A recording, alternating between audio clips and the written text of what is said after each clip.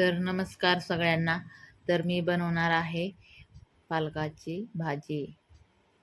तर इथं मी एक जुडी पालक घेतलेली आहे. ती छानपैकी निवडून घेतलेली आहे. त्याच्यामध्ये पाणी टाकून 2-3 पाण्याने ही धुवून घेणार आहे पालक. तुम्ही बघू शकता मी ही पालक धुवून घेतलेली आहे. तर इकडं मी मिक्सरचं भांडं घेतलेलं आहे. त्याच्यामध्ये 10-12 हिरव्या मिरच्या पण टाकून घेतलेल्या आहेत आणि मिक्सरला बारीक फिरवून घेतलेला आहे. तुम्ही बघू शकता. आता ह्याच्यामध्ये अर्धी वाटी शेंगदाणे टाकून घेणार आहे भाजलेले आणि परत हे ओबड-धोबड मिक्सरला फिरवून घेणार आहे. तर आता हे मिक्सरला मी फिरवून घेतलेलं आहे.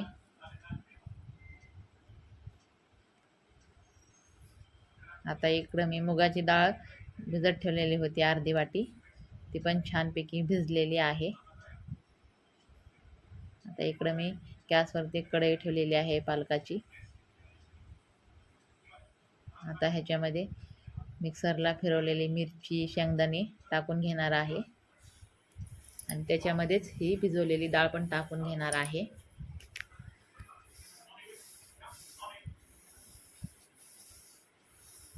आता हे सर्व मिक्स करून त्याच्यावर ताट झाकून ठेवणार आहे 2 मिनिटासाठी. आता हे थोडीशी आपली भाजी शिजत आलेली आहे. आता हे छानपैकी फिरवून घेणार आहे चौकून.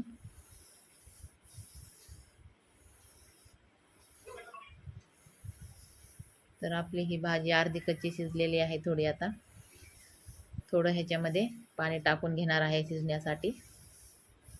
परत ह्याला फिरवून परत ह्याच्यावर ताट झाकून ठेवणार आहे 5 मिनिटासाठी.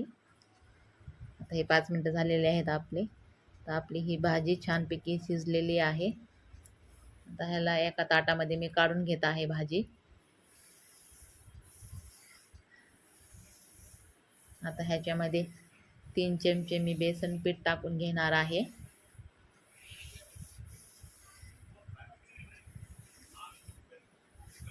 आता हे सर्व मिक्स करून घेणार आहे भाजी. आता हे एक गिलास घेऊन गिलासाने ही भाजी रगडून घेणार आहे. म्हणजे आपली पालकाची भाजी जी आहे तर एकदम बारीक अशी होईल. आता इकडं मी 10-12 लसणाच्या पाकळ्या घेतलेल्या आहेत. लसणाच्या पाकळ्या मी ठेचून घेतलेल्या आहेत. इकडं मी कढई ठेवलेली आहे. कढईमध्ये आता तेल टाकून घेणार आहे. त्याच्यामध्ये 1 चमचा जिरे पण टाकलेले आहेत आणि हा ठेचलेला लसूण पण टाकून घेतलेला आहे. आता हे आपला पालकाचा रगडा जे केलेला आहे ते मी ह्याच्यामध्ये टाकून घेणार आहे. फोडणी देऊन घेणार आहे. आपली फोडणी देऊन झालेली आहे. आता ह्याच्यामध्ये थोडंसं पाणी टाकून घेणार आहे आणि चवीपुरतं मीठ टाकलेलं आहे वरून. छानपैकी ही भाजी मिक्स करून घेतलेली आहे मी आता. वरून शेंगदाणे पण टाकलेले आहेत भाजीमध्ये मी.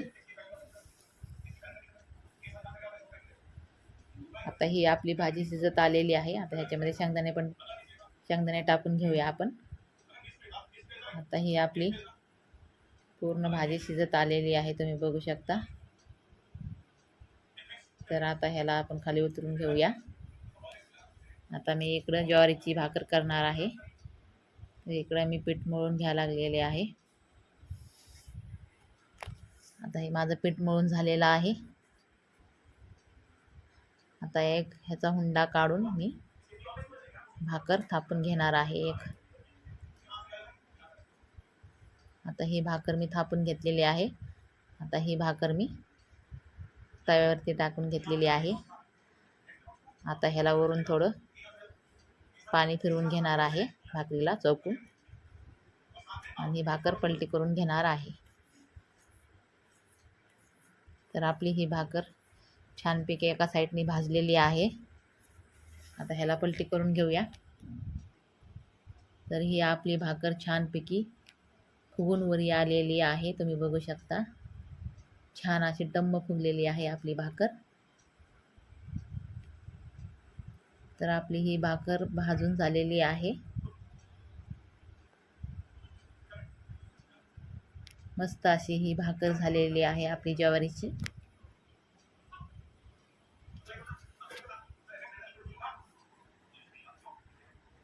तर आपली ही भाकरी तयार झालेली आहे खाण्यासाठी. आता इकडं मी भाकर घेतलेली आहे ताटामध्ये. आता मी भाजी घेणार आहे आणि ही पालकाची भाजी कशी झाली आहे ते मी बघणार आहे. तर आपली ही पालकाची भाजी जी आहे ते एकदम मस्त झालेली आहे. चवीला साधी आणि सोपी भाजी आहे पालक.